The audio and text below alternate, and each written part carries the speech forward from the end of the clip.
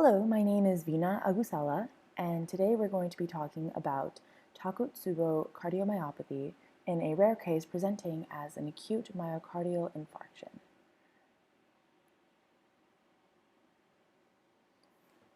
This is just to disclose that all presenters, including myself, have no affiliations or interest arrangements to disclose at this time.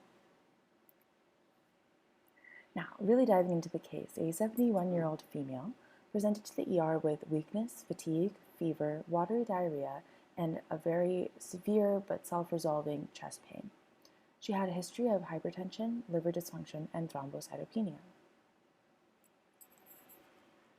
After further studies were done, we found that she had an abnormal EKG, elevated troponin levels, and was taken to the cath lab for further invasive studies.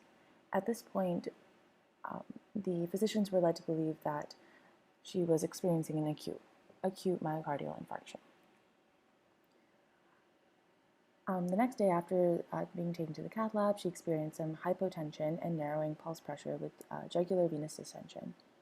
The TTE, transthoracic echocardiogram, showed pericardial effusion with tamponade and severe systolic ventricular dysfunction, as well as a large apical aneurysm of the left ventricle.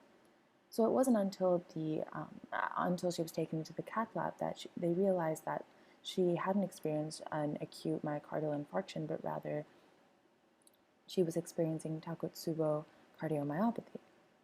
A cardiothoracic surgeon was consulted for making an emergent pericardial window to empty the tamponade, and an emergency sternotomy was created for the evacuation of the hemopericardium.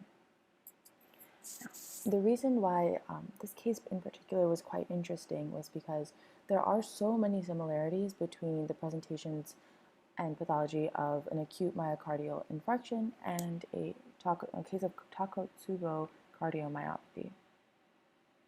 Now, they're both acute cardiac syndromes with similar presentations, but the key difference is that Takotsubo lacks coronary arterial obstruction.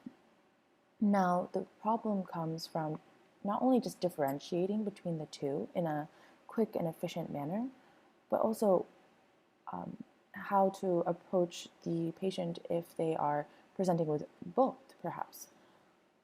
This ambiguity between diagnostic characteristics can lead to unnecessary complications and expenses, such as in this case, the patient's trip to the cath lab. Therefore, we found that there definitely needs to be more study into the nature of both Takotsubo and acute myocardial infarctions, differences and the similarities, and perhaps even a correlation for a better diagnosis. Thank you.